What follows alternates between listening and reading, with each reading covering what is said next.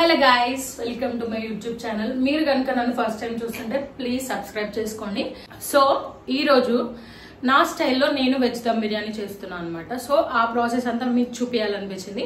నేను ఎట్లా చేసినాను, ఎట్లా కుదిరింది అని చెప్పేసి వీడియో లాస్ట్ వరకు చూడండి, మీకు అర్థమవుతుంది. ఫస్ట్ అయితే మనం తీసుకున్న వెజిటబుల్స్ అన్నిటిని ఉడికించుకోవాలి. సో దానికోసం ఒక గిన్నెలోకి వాటర్ తీసుకొని ఉప్పు వేసుకోవాలి. క్యారెట్, బీన్స్, కాలీఫ్లవర్ అండ్ ఆలు నేను ఇవి తీసుకున్నా. మీ దగ్గర బీట్రూట్ ఉంటే కూడా వేసుకోవచ్చు. బీట్రూట్ వేసుకుంటే ఇంకా ఏ ఫుడ్ కలర్ యాడ్ చేయాల్సిన అవసరం ఉండదు. ఫస్ట్ అయితే క్యారెట్ ఇంకా బీన్స్ వేసుకోవాలి, ఎందుకంటే అవి తొందరగా కుక్ అవ్వవు. సో ఇవి 40% ఉడికిన తర్వాత ఇంకా కాలీఫ్లవర్ ఇంకా ఆలు వేసుకోవాలి. మీరు వెజిటబుల్స్ని ఎప్పుడైతే ఉడికించుకుంటారో అప్పుడే బియ్యం కడిగి పక్కన పెట్టేసుకోండి. ఎంత మంచిగా అంత బాగుంటుంది రైస్, అంత తొందరగా కూడా కుక్ అవుతుంది. సో ఇట్లా 80 to 90% ఖచ్చితంగా ఉడకాలి. అవి ఉడికిన వాటన్నింటిని కూడా పక్కన తీసి పెట్టుకోండి.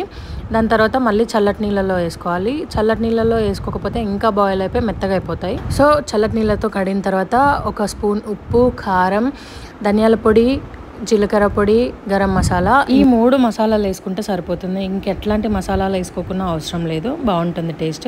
తర్వాత అల్లం వెల్లుల్లి పేస్ట్ వేసుకొని మిక్స్ చేసుకోండి. కొంచెం స్మూత్గా మిక్స్ చేయండి, ఎందుకంటే ఆల్రెడీ కుక్ అయి ఉన్నాయి కాబట్టి విరిగిపోతాయి. దాని తర్వాత ఒక 3 స్పూన్స్ మంచి గడ్డ పెరుగు వేసుకొని కొంచెం పుదీనా, అట్లాగే ఒక 2 పచ్చిమిర్చి కట్ చేసుకొని వేసుకోవాలి.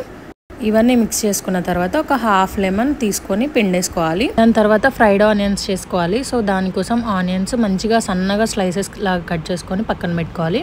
నెక్స్ట్ కట్ చేసుకున్న ఆనియన్స్ అన్నిటిని ఫ్రై చేసుకోవాలి. ఒక హాఫ్ ఫ్రై అయిన తర్వాత ఇందాక కలిపి పెట్టుకున్న వెజిటేబుల్స్లోకి వేసుకోవాలి. ఇంకా మిగిలిన హాఫ్ ఆనియన్ అంతా బ్రౌన్ కలర్ వచ్చేదాకా ఫ్రై చేసుకొని పక్కన పెట్టేసుకోవాలి. ఇవి ఫ్రై అయిపోయిన తర్వాత మిగిలిన ఆయిల్ని కూడా దాంట్లోనే వేసుకొని మిక్స్ చేసి ఒక 1 hour వరకు ఫ్రిడ్జ్లో పెట్టుకోండి. లేదు అంటే ఇన్స్టంట్గా కూడా చేసేసుకోవచ్చు. నెక్స్ట్ రైస్ వండుకోవడానికి అన్ని గరం మసాలాలు కూడా తీసుకొని వాటర్లో వేసేసుకోవాలి. దాని తర్వాత కొంచెం పుదీనా, ఒక హాఫ్ లెమన్ వేసుకోవాలి. లెమన్ వేసుకుంటే రైస్ మొత్తం వైట్గా ఉంటుంది. తర్వాత ఒక స్పూన్ నూనె వేసుకోండి. అన్నం విరిగిపోకుండా మంచిగా పొడి పొడిగా అవుతుంది. దాంట్లోనే కొంచెం ఉప్పు కూడా వేసుకొని మంచిగా మరుగుతున్న నీళ్ళలోకి ఇందాక నానబెట్టుకున్న రైస్ అంతా కూడా వేసేసుకోవాలి. ఇట్లా మందం ఉన్న ఒక గిన్నె తీసుకొని మనం కలిపి పెట్టుకున్న వెజిటేబుల్స్ అన్నిటిని కూడా దాంట్లోకి వేసేసుకోవాలి. వేసుకున్న దాన్ని అంతా కూడా మంచిగా ఈవెన్గా స్ప్రెడ్ చేయాలి.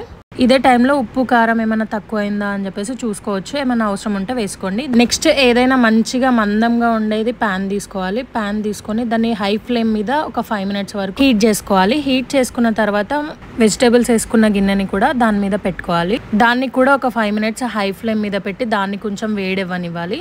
రైస్ని మొత్తం 80% దాకా ఉడికించుకోవాలి. 80% ఉడికించిన రైస్ని లేయర్స్గా దమ్ పెట్టే గిన్నెలోకి వేసుకోవాలి. మొత్తం రైస్ వేసేసుకున్న తర్వాత దాని మీద కొంచెం గరం మసాలా, ఫ్రైడ్ ఆనియన్, తర్వాత కొంచెం కొత్తిమీర వేసుకోవాలి.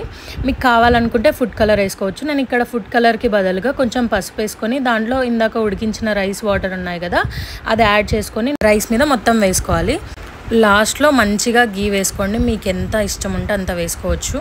గీ వల్ల చాలా మంచి టేస్ట్ వస్తుంది.